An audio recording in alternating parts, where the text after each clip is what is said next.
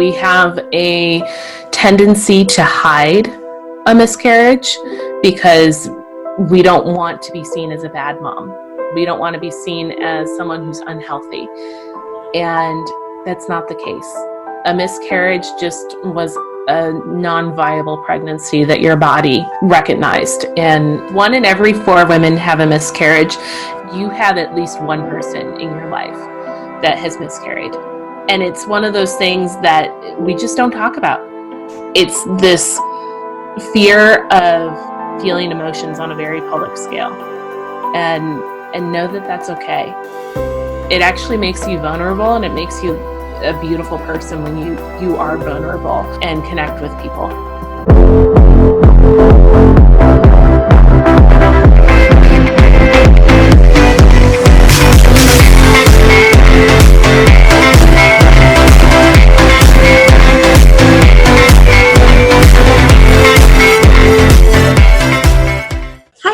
Thank you for watching. I'm Christa from Mommy Knows Best, and I'm here today with Jessica, who is a fertility coach, and through her own struggles with fertility, decided she wanted to help many women that were trying to conceive be able to do that. So welcome, Jessica.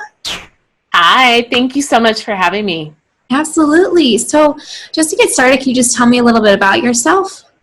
Yeah, absolutely. So my name's Jessie Milanes, and I am a fertility coach. And I got into this when I started trying to conceive myself. And I am currently not a mom. I've been trying to conceive for about 2 years, and I will be 33 this fall. And I've been through the ups and downs of trying to conceive and seeing my friends get pregnant and my husband's friends' wives get pregnant, and just seeing pregnant bellies all around me and having it not be me. And so through that, I realized that there's this group of women that are not getting supported. They have tremendous pain, despair, lots of emotions that they really, really want to not have, really, or like have somebody to work through those intense emotions with. And so that's when I kind of stepped into the space and said, oh, this might be a good thing. I can serve the women in the way that I wanted to be served. Awesome. I think that's great that you took that as like you're calling that to help so many women. So the main topic that we wanted to talk about today was mental health and trying to conceive. So that kind of brings me to my next question is, what is the biggest connection you would say between mental health and your fertility? There's so much to it. One of the most intense things that just exists in all of our society today is this constant level of stress, right? Everybody's stressed out, and we almost wear it as like a badge of honor. If you're not stressed, then you're not worthy, or you're not doing enough. And that is huge. Basically, stress shuts down your reproductive system. And we all live in this chronic level of stress that we need to really, as women and as a society, take a step back and look and say, is this worth it? Are we really serving our bodies and our minds living with this high level of stress and living at such a breakneck speed? Can we just take a step back and put in some self-care practices to really start reducing our stress little by little? And I know women hate hearing, just don't stress when you're trying to get pregnant. I know it is infuriating to hear, just don't stress. Just don't stress. Everything will be okay. But it's the number one thing that you can do to boost your fertility, and it all is within your power. You get to control how much you want to be stressed. Yeah, I totally agree with the badge of honor thing. You know, it's like you see someone you haven't seen in a while. It's like, oh, what's going on? It's like, oh, I've been working so much. I'm so stressed. And it's like, it just becomes part of a conversation. But to really make an effort to release some of that stress or to do something to lower your stress, I think that's huge. That's awesome that you bring that up. You also talk about women experiencing with FOMO. So for anyone watching, it's fear of missing out. So you said that, a lot of women tend to look at other women and feel like, they have it all. So what are your tips for a woman going through that to be able to get through that? Yeah, so I can only speak from my point of view in terms of I am a woman who does not have a baby yet but wants a baby, and seeing all the pregnant bellies pop up and seeing the moms walk down the street. It's hard. It's so hard to look at that and go, oh my God, I want that. When is it going to be my turn? And have that FOMO. And what I have gotten to lately is saying, I'm seeing all these pregnant women and I'm seeing all these women with babies because it's getting closer to me. I am very woo. I'm woo-woo. And I believe that the more that something comes into your universe and the more that you see it, the closer it is to you personally happening. And I think the trick in that is you have to say, I am so happy for them. I'm so excited that these women are coming into my realm or into my space because I know that this is going to happen to me, and I'm excited about it. Instead of feeling like frustration or anger or being just pissed off, just know that it's going to happen because people close to you are now experiencing that. Yeah, absolutely. I think that's a great way to think of it, is to kind of turn that anger into gratitude in a way, and like being grateful, and just looking outward forward. So I think that's really cool that you were able to do that. So you also talked about the struggles of having a miscarriage and moving on from that. So what do you want to tell anyone watching, or how did you personally, move on from that? Yeah.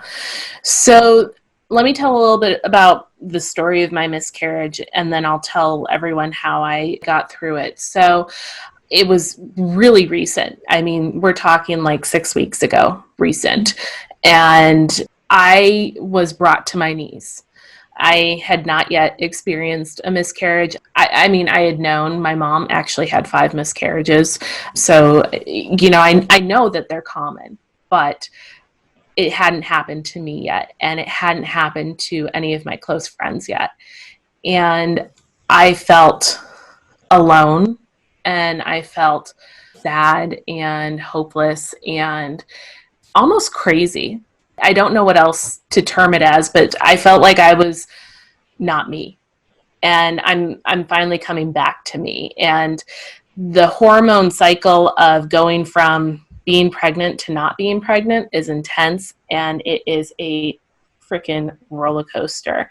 I went through depression and anxiety, and I've never been an anxious person. And I basically was up at night, maybe got 3 hours of sleep or so. And the whole night I was thinking about what a failure I am in work, in my business, in becoming a mom, in anything. And then one day I was sharing with a friend, and she said, share this out loud. This is not something to be shamed about. Share it. And I started sharing my experience, and I started talking about it, and having those conversations with women who have also been through it gave me so much strength.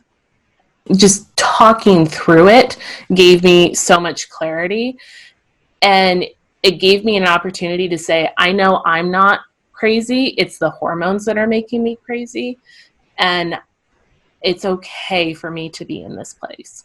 Mm-hmm. So for a mom that's going through miscarriage right now, first of all, my heart breaks for you. I'm sorry for your loss, because it is a loss.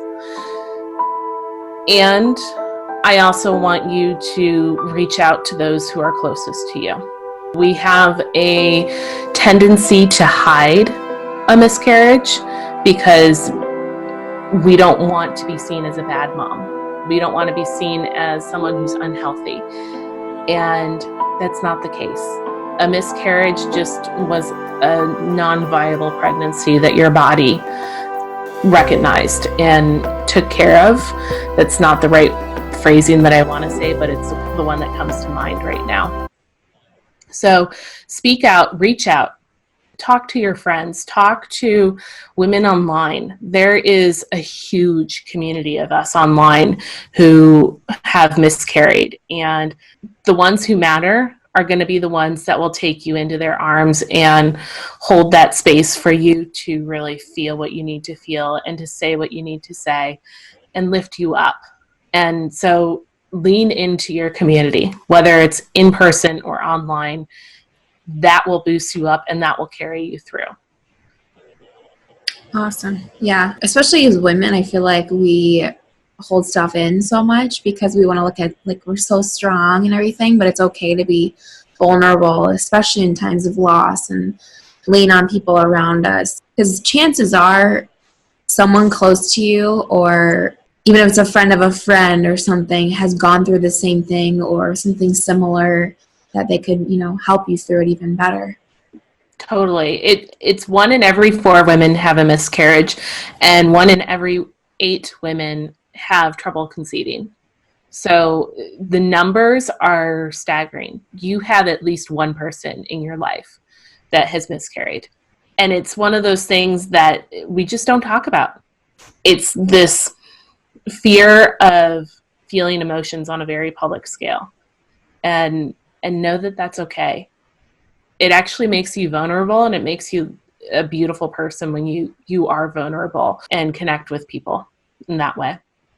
Yeah, absolutely. I think that's great. So thank you for opening up and sharing with that, because I know that definitely can't be easy, but I'm sure each time you talk about it, you feel a little bit stronger and better about it too. Yeah, it gets lighter and lighter every single time that I talk about it, and I feel the support. I physically feel it in my heart when I post these things and I get the responses that I do, because I know that I'm not alone.